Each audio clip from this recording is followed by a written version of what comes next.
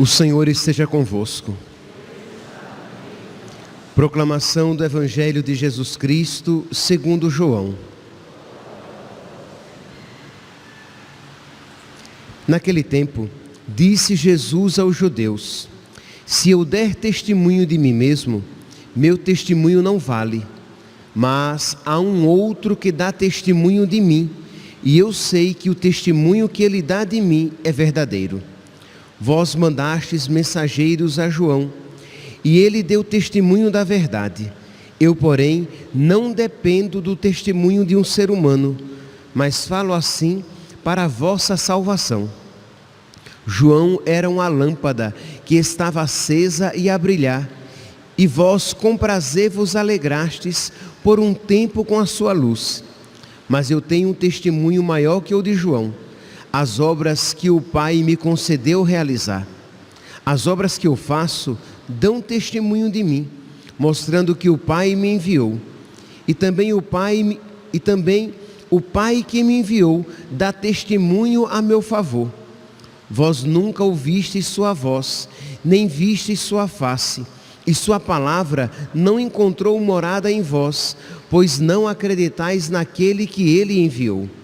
Vós examinais as Escrituras, pensando que nelas possuís a vida eterna. No entanto, as Escrituras dão testemunho de mim, mas não quereis vir a mim para ter a vida eterna. Eu não recebo a glória que vem dos homens, mas eu sei que não tendes em vós o amor de Deus. Eu vim em nome do meu Pai, e vós não me recebeis. Mas se um outro viesse em seu próprio nome, a este vós o receberíeis. Como podereis acreditar, vós que recebeis glória uns dos outros, e não buscais a glória que vem do único Deus? Não penseis que eu vos acusarei diante do Pai. Há alguém que vos acusa, Moisés, no qual colocais a vossa esperança. Se acreditasseis em Moisés, também acreditaríeis em mim, pois foi a respeito de mim que ele escreveu. Mas, se não acreditais nos seus escritos, como acreditareis então nas minhas palavras? Palavra da salvação.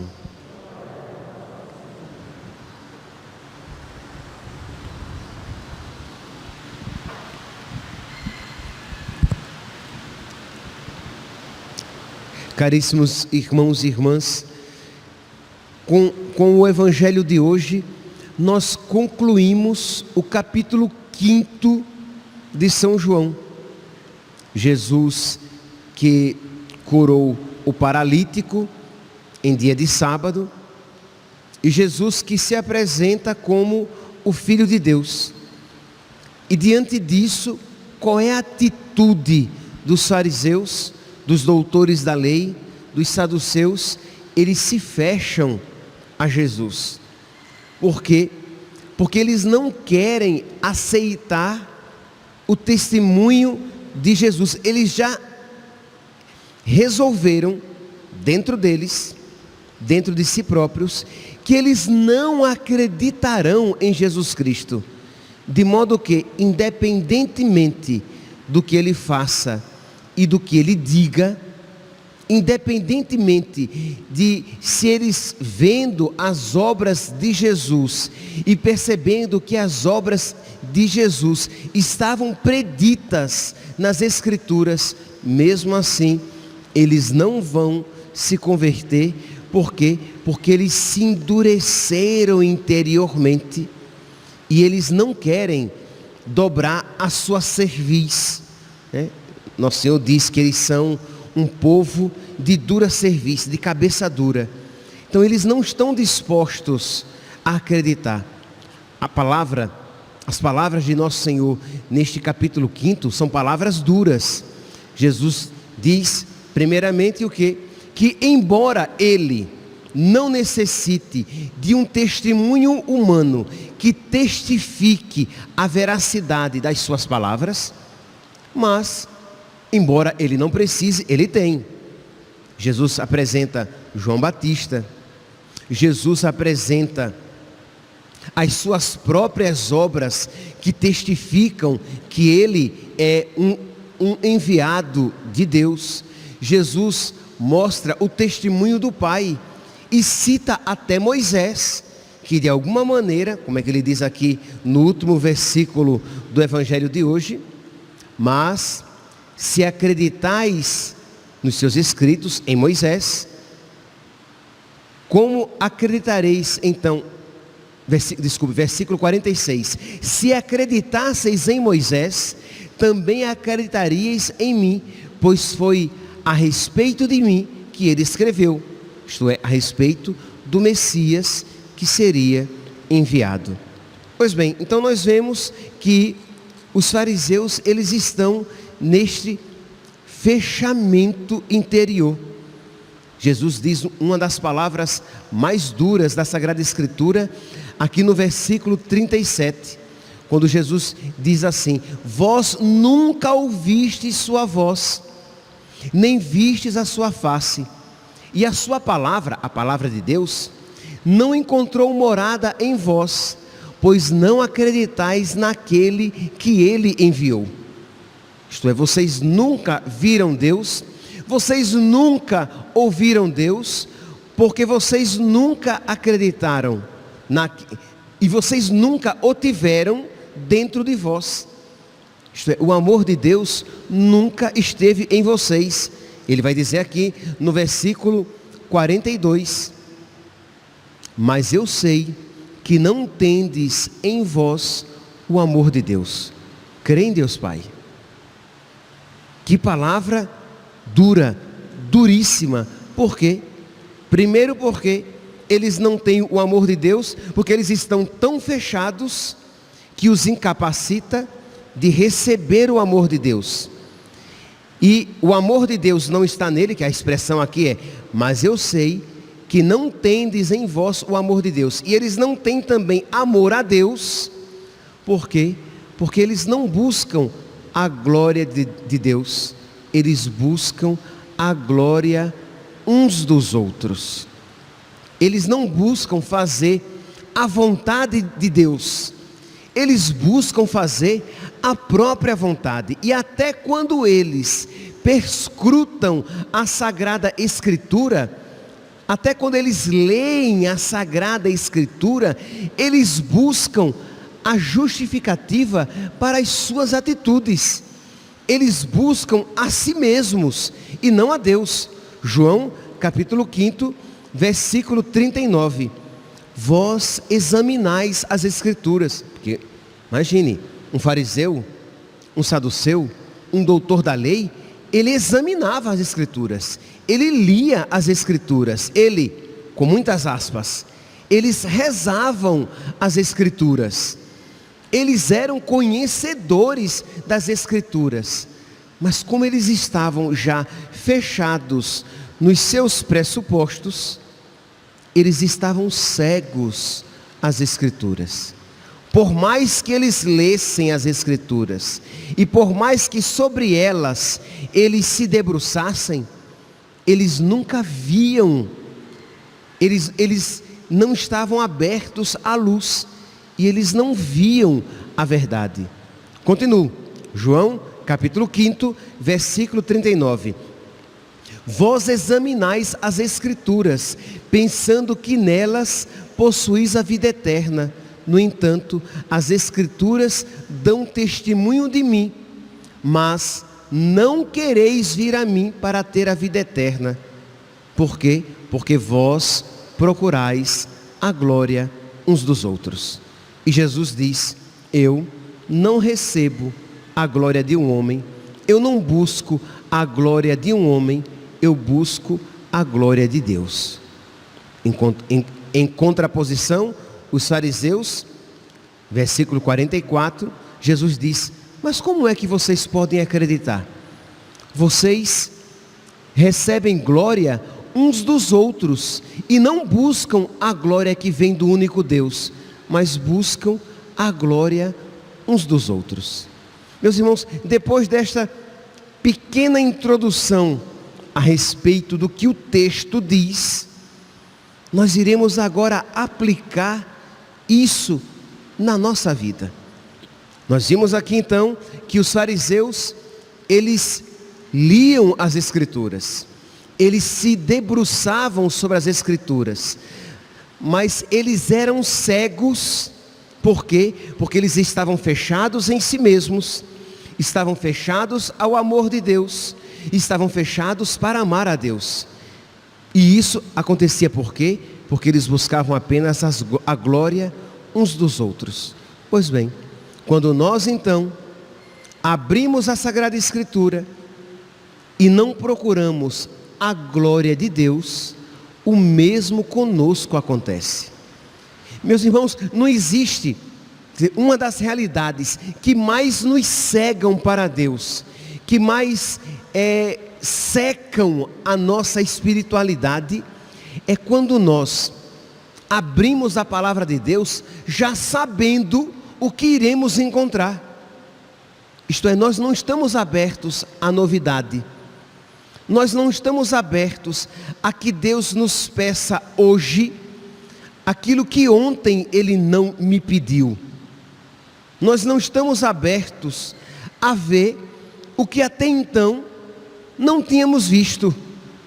Nós já abrimos a Escritura, nós já vamos à missa apenas por um ato de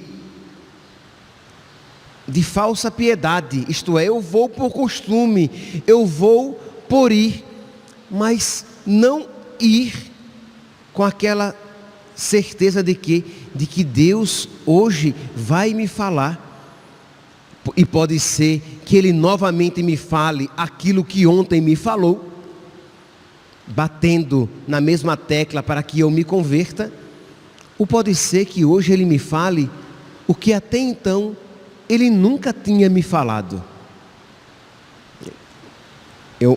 Agora mesmo eu recordava do exemplo de Santo Antão, que um dia saiu de sua casa para ir à missa, e ele chegou um pouco atrasado à igreja, e chegou já no momento em que o padre proclamava aquele texto em que Jesus dizia: vai, vende tudo que tens, dá aos pobres, depois vem e segue-me. E ele ouviu aquilo, e ele ouviu aquela passagem que já ouvira tantas vezes, tantas outras vezes. Ele não era um iniciado na fé, ele conhecia as Escrituras, mas quando ele ouviu aquilo caiu de uma maneira nova no seu coração, e ele percebeu que aquela palavra era para ele naquele momento, e assim ele fez. Então nós precisamos nos colocar em oração, e estar dispostos a ouvir de Deus o que nunca tenhamos ouvido até então.